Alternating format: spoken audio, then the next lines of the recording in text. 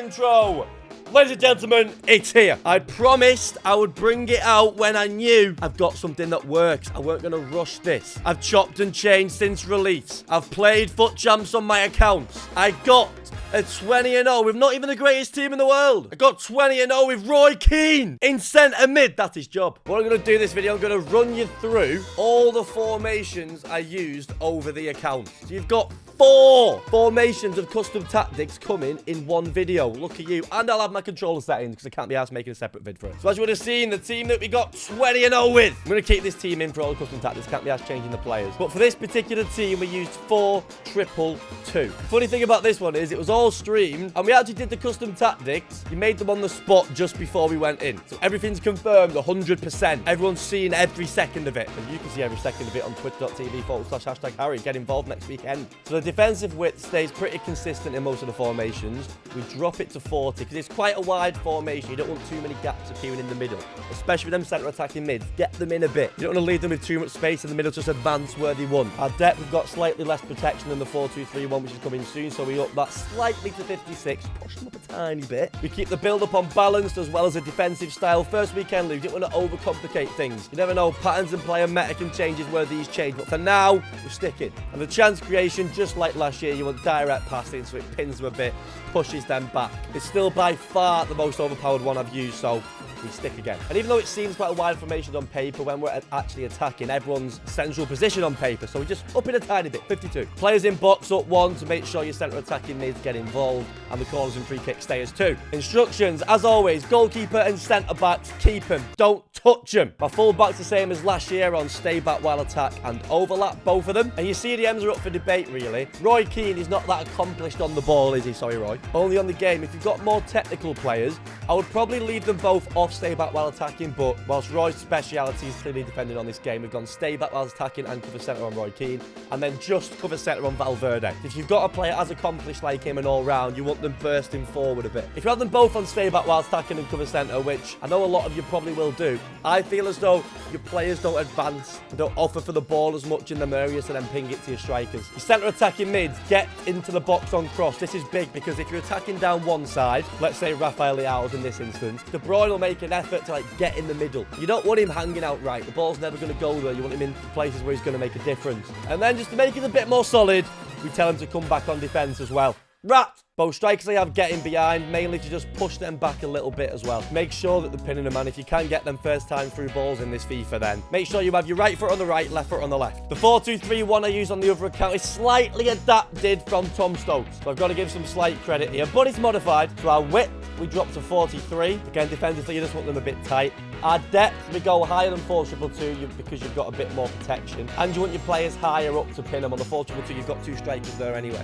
Balance, direct passing, all stays the same. Not going to try overcomplicate something. Don't broke something what's not fixed. Don't fix something what's not broke. Our width, why I went 1 higher than 52? I don't know. I just like that bit of a change. Make me feel like I'm doing something mentally more than anything. Then plays in the box, corners and free kicks, the same as the 4-2-2. Instructions on the 4-2-3-1. Again, keep the centre back the same. Right back, left back, same as 4-2-2. Stay back while attacking and overlap. I actually swapped Keane and Valverde on this one. The reason for that being, I'm probably going to attack more down the right. As positionally, they've changed a bit since the 4-2-2. It's not the same cams, is it? So that means that the more attacking minded midfielder is on the right-hand side with just cover centre. And on the left side, Roy Keane, we got stay back while attacking again. Both wide cams, same as 4-2-2, get into the box for cross and come back on defence on both of them, whilst the centre attacking mid has stayed forward on. Again, for me, this is much more important defensively than offensively as it lets you try and pin them. So De Bruyne stays high, and it's also good to get out as well. If you can get the ball to him early as possible when you turn over possession,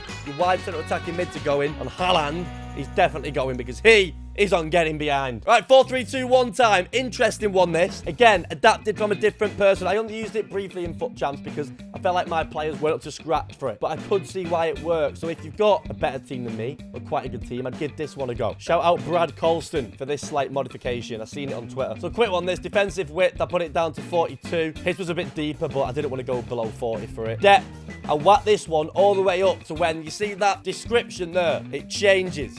It says your back line will be high. It's definitely a formation that you want to play high with because you need to be on the front foot with it. You can't really attack or build up slowly, so you just got to go for it. I didn't want an odd number, so I just went 72. Even though I went 53 in the last one. Balance, direct passing again. My width went to 52. My magic number, it seems, at this point, except when I use 53. Then player in box, corners and free kicks, the same as the others. You can see they're all relatively quite similar. On this one, the instructions differ quite a bit. Fullbacks are the same as always. Stay back while attacking and overlap. The most defensive-minded one, as always, stay back while attacking and cover centre. On previous FIFAs, I've gone cover wing on these two. What I've noticed on this one, they drift out too much. They leave too many gaps, so I've gone cover centre on both. With your right centre mid one being the more attacking one, you can actually use a really attacking player here, like one that you traditionally use in a 4-2-3-1 in one of the cams or striker. Just make sure these two you're actually proper centre mids. It's weird how they go defensively. With your more attacking one and get into the box, and the other one just left, but both cover centre. Your left forward, left completely. Striker, getting behind as normal on this game, and your right forward also on getting behind. So it's slightly lopsided, but you'd get the feel of it when you play a bit. And obviously, most of your attacks are going predominantly down this side with your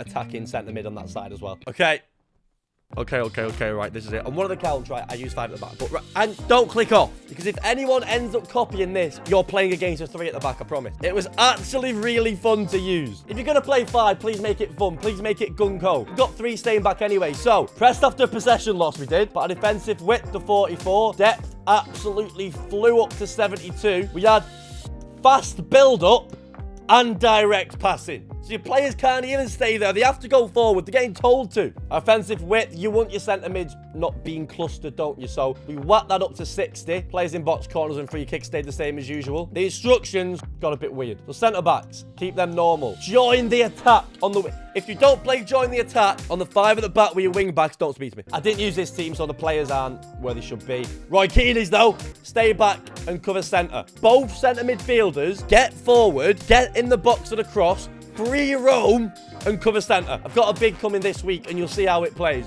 And it's so funny. It's like every person's just told, just go out and play. They are everywhere. Again, the other centre mid, get forward, get in box, free roam. Both strikers, get in behind. It's just a wave after wave. It obviously leaves you a bit susceptible on the counter, especially in your wing areas. But I just like going gung-ho for a bit. Speaking of my gung-ho tactic, which is a 4-2-2-2, we go constant press, 50-100, fast build-up, direct passing, 52 width, 8 players in the box, they're full. The reason I don't go 10 is I like someone to actually be on the edge, you know what I mean? You need some sort of control over it. We have both fullbacks on join the attack. We have both CDMs on get forward. These get into box with cross. We don't put stay forward. And I think this is a mistake when people go gung-ho, they put everyone on stay forward. I don't think it's the key, because then you can keep it in centre mid. At least now, chase them down in centre mid as well, rather than like just staying on the wing. And then these two, I put them on stay central and getting behind. So them custom tactics bring you success. Now to the controller settings. I'm just going to sprint through these. I can't bother chatting nonsense about it. That's on.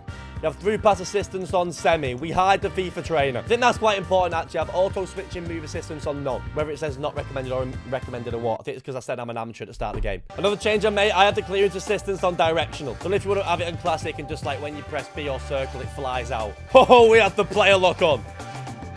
Some of them highlights this week. Icon switching off. That's awful, that. Right stick switching, right. This is the most important one. When you're right stick switching, you might think your game... I thought my game was laggy. I nearly bought a new game. So when it's on this adaptive, it like freezes your screen a bit. So weird. So make sure you put this on classic at all costs. That's the most important thing about this controller setting. Then player relative, all them assisted, obviously. Them two semi. The notice player relative, all these assisted and semi as usual. I have analog sprint on because I like to control the pace of the dribble. And then pass receiver not late. Done. Congrats on your 20-0.